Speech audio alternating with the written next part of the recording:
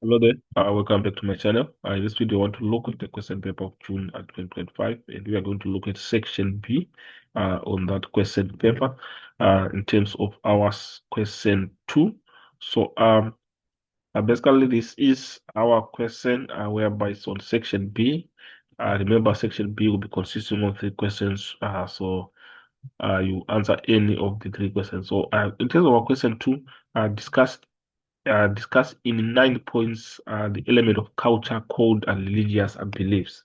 So, basically, we need to have a description of our religious beliefs, whereby we are saying, basically, when I look at religion, it is a range of social cultural systems, including designated behavior and practices. So, it includes designated behaviors, practices, moral beliefs. It might be prophecies, ethics, or organizations. So basically, those all are fall under a religion.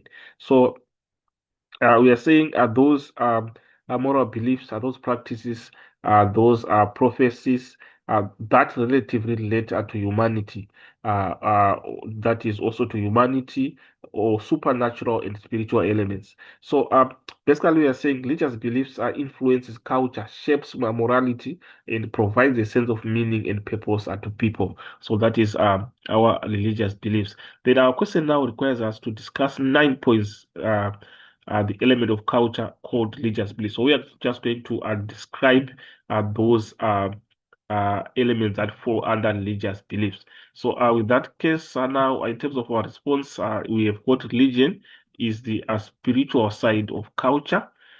It does not affect the business directly, but it has an influence to the customer's value system and decision making.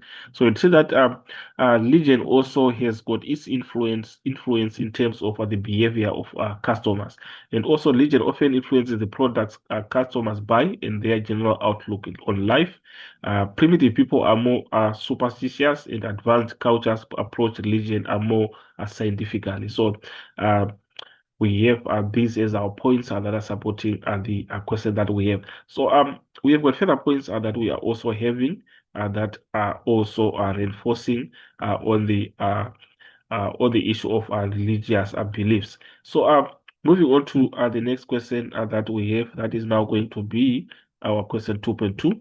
So question 2.2 reads, briefly explain in 4 points the first step of international marketing screening process. So basically, when we are looking at the international marketing screening process. We are looking at market screening as a term. Market screening is a process used to evaluate markets according to its compatibility with overall competencies. So that is marketing screening. So our question requires us to briefly explain in 4 points the first step in international marketing. So these are the points that we have that is determine the basic needs for product and customer characteristics, establish the basic needs certified by the product in foreign country, determine the demographics of consumers, find out who purchase the products and where they purchase those products. Industrial customers are described in terms of technology or a type of a product. So this is our response that we have in terms of 2.2. Then moving on to 2 points. We are now on 2.3. Give three advantages of joint ventures. So you would see that looking at joint ventures, whenever we have a joint venture, it's a business entity that is created by two or more parties, and they are generally characterized by a shared ownership, a shared return. So inside the joint venture, we have got shared ownership, which means they will be all owning the business, and also they've got shared returns in terms of the profits that are going to be made out of that business. So basically, it's a business arrangement in which two or more parties agree to pool their resources for the purpose of accomplishing a specific task that is a joint venture. So our question requires us to come up now with advantages of a joint venture. Joint venture. So within that context now, we are supposed to come up with advantages of that business setup. So we are saying quick and relatively inexpensive way to enter the international market, gain market knowledge through a foreign partner. A foreign partner knows the language and customs of the foreign target market. So these are the points that we have in terms of um, advantages that we have in terms of our joint ventures. Then we go to 2.4, give one term for each of the following explanations central to the expression of culture. Central to the expression of culture. So you see that this is language. Language, and then we got human-made part of culture, such as roads, rail, economic activities. So this is material culture. This is material culture, and then what people in certain cultures define as good taste and beauty in terms of art, music, and others. So this is the aesthetics. So aesthetics are basically is the branch of philosophy that studies beauty and also studies taste. So that is that what the small that we have on 2.4.3. So we also have a 2.4.4, a way in which social, educational, or political systems are organized. This is social organization. And then we've got part five, psychological state that result in people behaving in a certain way. So this is basically the attitude. So within that context, we've got those terms as also mentioned in our other section, whereby we are saying on the first part we've got language, then we've got the material culture, or number two, number three, aesthetics, and then we've got social organization, and then lastly we've got attitude. So we move on to the next question, which is now going to be 2 points. 2.5, list six risks involved in international trade.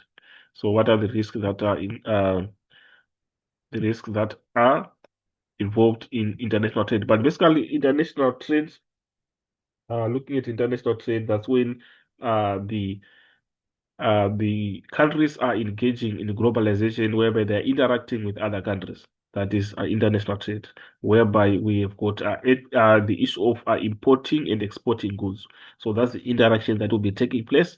So in that case, what are the risks that are involved? So when we are buying goods from outside the country, engaging in imports, we are going to face uh, a risk of exchanging our currency so that we attain currency of the foreign country from which we want to buy from. So that becomes uh, a risk in terms of the value of currency differentials between the countries. So in that case, we are going to see that you might lose in terms of that as we exchange your currency into a foreign currency, and then we want to buy the foreign goods. In that way, you might find yourself in a deficit position. So in that case now, we also have those points also is articulated in our answer section. So these are the risks that we have. We have got foreign debt as a risk, unstable governments, foreign exchange problems, corruption, technological pirating, foreign government entry requirements, and then expropriation of assets. So these are some of the risks associated with international trade. And this becomes the last question that we have in terms of question two. So thank you for listening, and hopefully the video was helpful. And please, let's meet again in the next video to come.